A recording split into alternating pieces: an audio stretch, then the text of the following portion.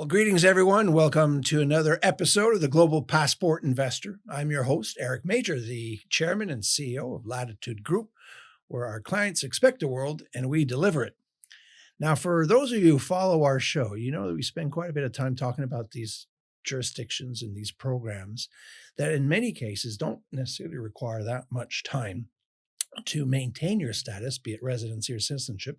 Some cases, no time at all is required.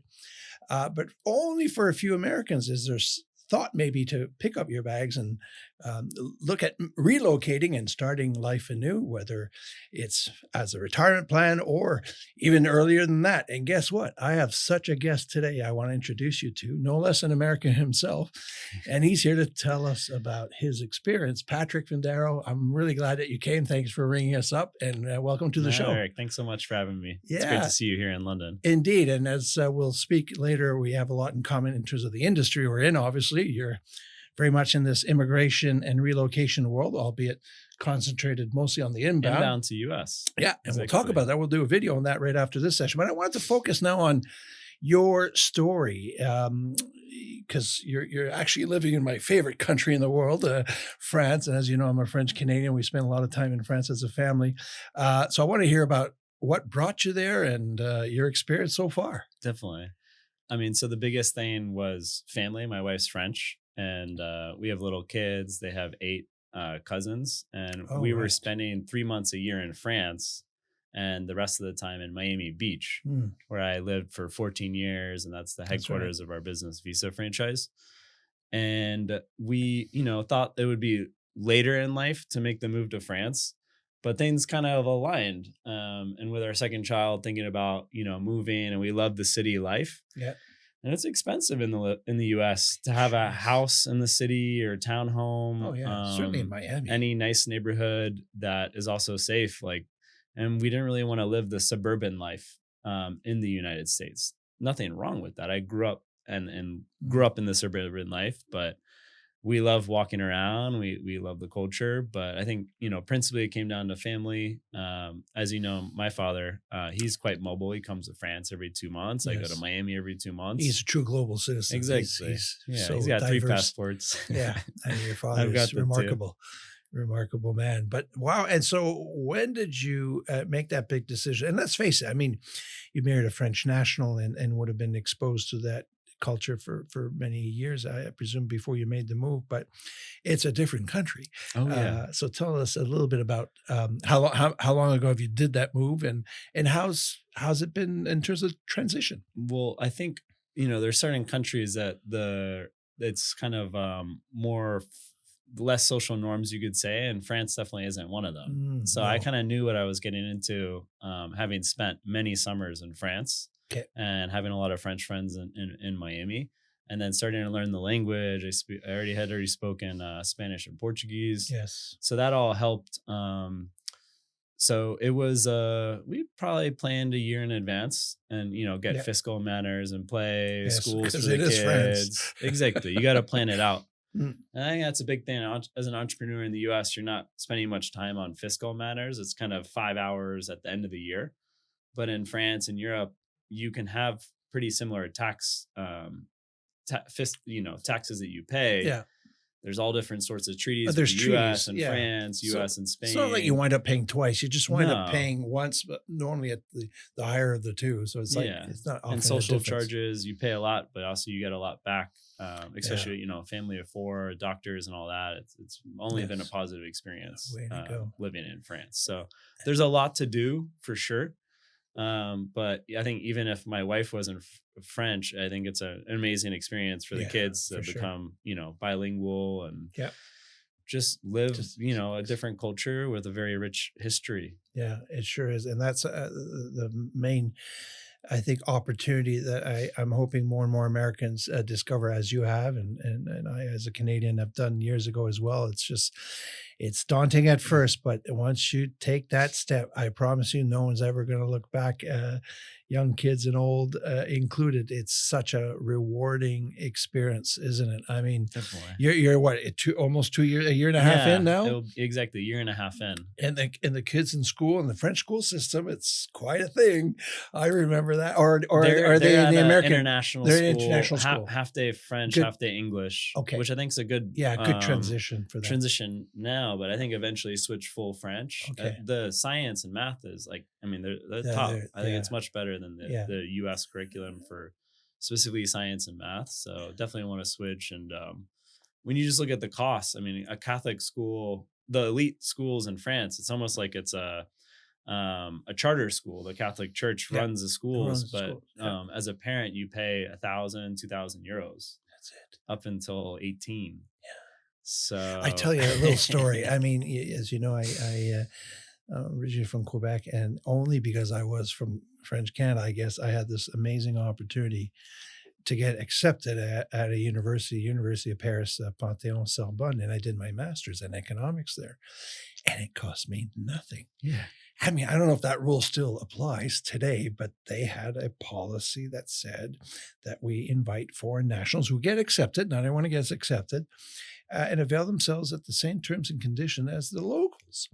And I got that education. I mean, I had to spend my life in Paris, my year there, and rent was expensive in Paris, but I still can't believe I got no less a master's from that university at no fiscal costs. It was a really cool experience as well. So yeah, I recommend it. And if your children are being exposed to it, and I would recommend they get into the school system there, because it's a little bit broader, deeper, I guess, in some respect. Intense, more intense. More intense. There's a lot of discipline as well that's linked to it. You know, we could have a whole debate about once you get to the university level. I used to talk a lot about primary school, secondary school. I'd be very Europe bound towards university when you want to specialize and get more market oriented. I think North America generally does better, but it depends what you want to do, I guess. Your first job. I mean, so if you're hyper connected and you can help secure your child's first job, you know, in the US, London, one of these global places, then the university doesn't matter as much, but it does help, you know, the connections, alumni look out for each other. I guess from some perspective, your clientele has always been outside the United States. Exactly. How's that work for you out of France? So, Eric, I mean, about 50% of our clients are residents of Canada, UK, Germany. So my colleagues that are based in Miami, it's easy for them to cover and do more in-market trips in Toronto, Calgary, Montreal. Yeah. For myself, hour and a half flight to London. We just sponsored a franchise expo here. Another day tomorrow. I'll come back again in April. I think again October to Birmingham. Oh. And it's easy. I just have 1 hour time difference as opposed to 6 hours, being like a zombie. Yeah. The only problem right now is calls with California, but I've been able to redevelop markets in Asia, Philippines, elsewhere that which before a lot closer, right? With a young family in Miami, I didn't want to have calls at 9 p.m., 10 p.m. You know, maybe in my mid 20s, late 20s, that's fine, but that's a drag if you don't have to. But now I enjoy it. I love working with clients all over the world and start the morning with Asia, finish the morning with California, finish the evening with California, have dinner at a reasonable time with your family. Is your brother still in Miami as well? So he could cover some of those time zones. Yeah. So my brother is still in Miami. Aladdin, who helps with a lot of our sales and the YouTube, he's in Miami. And then Grant, our lead immigration attorney, is in Miami. So let's dive into this great business that you've introduced me to when we first met, Visa Franchise. What's the genesis of this? And I know it's expanding beyond that into other visa streams, but give me a little bit where it all started for you and your brother. For sure. So Jack and I started Visa Franchise back in 2015. So we're coming up, it's been 10 years. And it was essentially acting as a broker, like a business broker for finding franchises and selling them to folks that were looking to secure the E2 investor visa, generally $100,000 investment. Yeah. So that's where we started. But when we worked with a network of attorneys, we still work with attorneys that refer us business.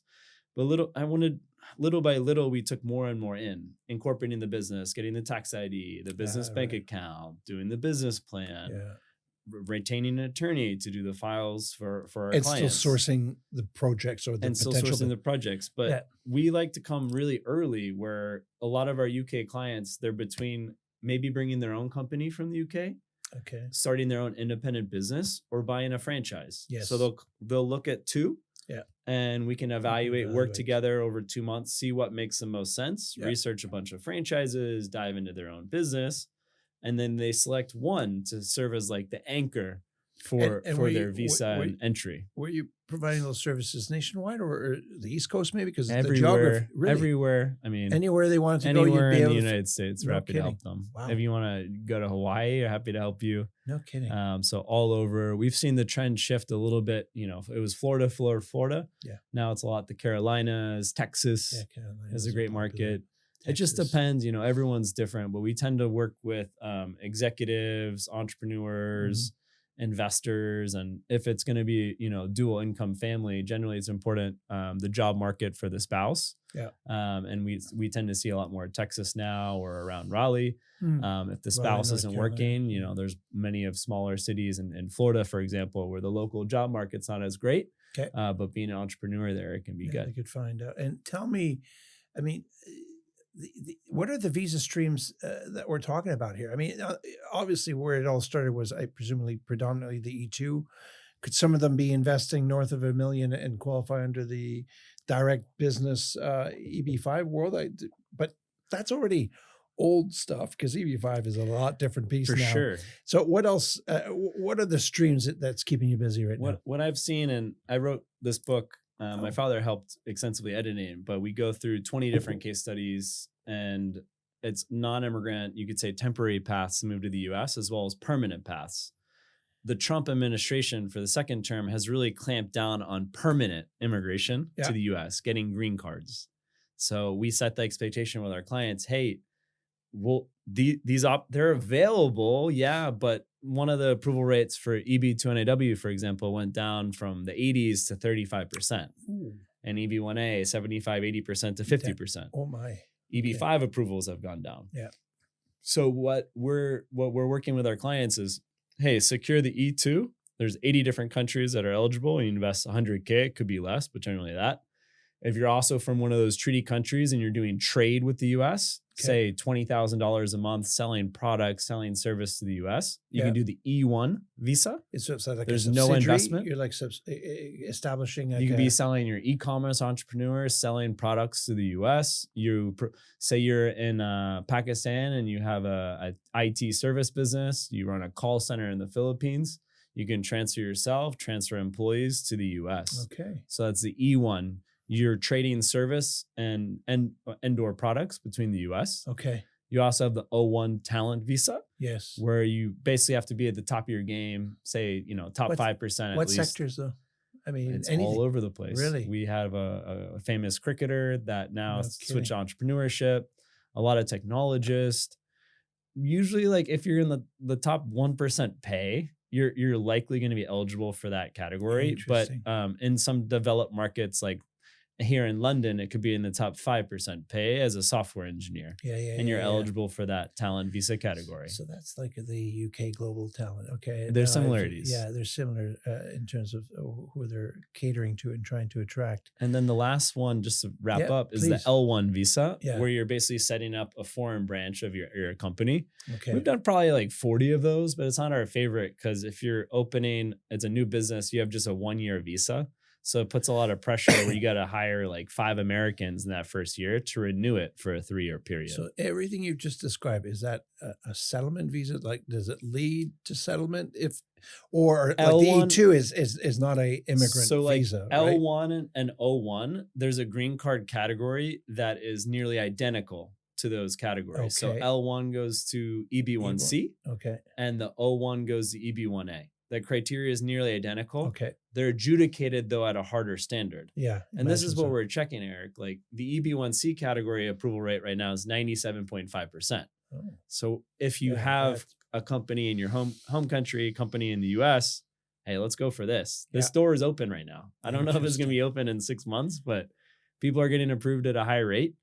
And then the E2, there's no direct path to green card. No, that's always been a non-immigrant visa, right? Yes. But I think where there's a will, there's a way. Like we've been doing this 10 years, and for all our clients that want to secure a green card, it's always easier if you're already there. By 5, exactly. You usually secure it within 5 years. And if we have to do a renewal, but you know, a lot of people don't want to get a green card, and maybe you just want to spend some time there. And oh no, it has its perks. If you don't want to necessarily trigger that becoming a U.S. person thing, which has its tax implications, then the E2 does marvel for that. Now, as some of you have been following my previous videos, we did have a nice little segment on the Trump card, and that's now up and running, although I wonder what that means for the future of the EB5. So any comments about, the Trump card? Obviously, it's not for everyone. For sure. And then the EB5, where is that going? I think the Trump card, if there were changes to it, could be very attractive, but in its current state, it doesn't really compete well with the other existing categories. I agree.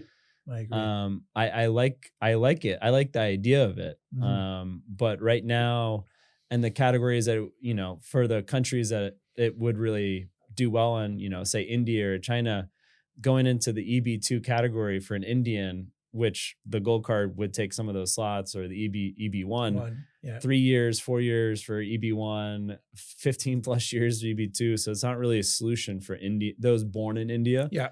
And China's not as bad, but kind of a similar. Yeah. And that's the biggest immigrant investor moneyed investors are coming from those two markets principally. Exactly. So there's other channels that really compete. Exactly. I mean, if you're in it, it's like, if you're smart enough to have accumulated like 20 million, because you're basically just donating a few million, and you're a family of 4, it's a lot. You probably could just do a talent green card or an EB1C, and, you know, keep more of your cash or just move faster. Yes. Again, it depends on where you're born, etc. But EB5, I don't think it's going to be renewed in September. So there's kind of this period. And is that the expiry date? Is this September, right? Because you're kind of grandfathered in. Oh, are you? For regional center pooled investors. Okay. And we do some direct cases, and I want to scale up that offering because it would be the only game in town. Yeah. But it's much more complicated. People investing in their own business, they got to create their own jobs. It's really more of an active investor. Correct. Where EB5, like, you just send the money, and the petition, it's not so comprehensive. And I agree. It's evolved in such a sophisticated institutional offering now. I mean, the old days, you had to be careful what you invest in, but Wild West. Yeah. No, it's well said. It's institutionalized. There's some great regional centers. Indeed. No less Mr. Trump, I'm told, has benefited from as many companies through even that stream.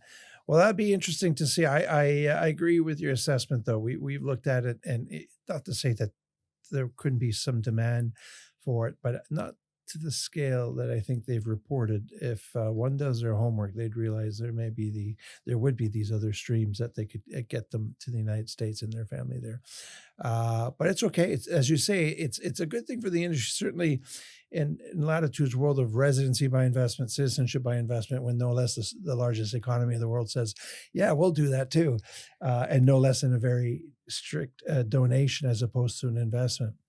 Then it in many ways legitimizes the industry, as we always said, is a good thing.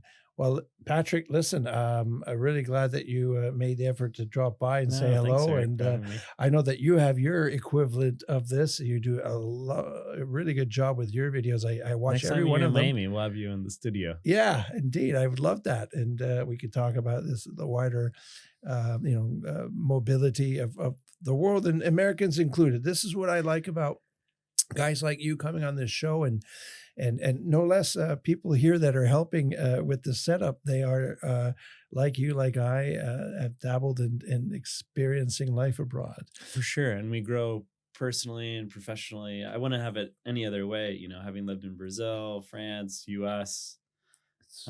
It's such a blessing, and to give your kids that experience. It's amazing. It's incredible. It opens your mind to the world, and the reality is that's a good thing as well. But Yeah, good on you to drop by, and thanks again for your time. And we'll be watching you carefully. Hope success continues on. Appreciate it, Eric. All Thanks so right. So much. for all of you, thank you for joining us. And if you have any questions, you could leave your comments on the YouTube section below, or just email us at www.latitudeworld.com. All right. Thank you so much for joining, and we'll see you next time.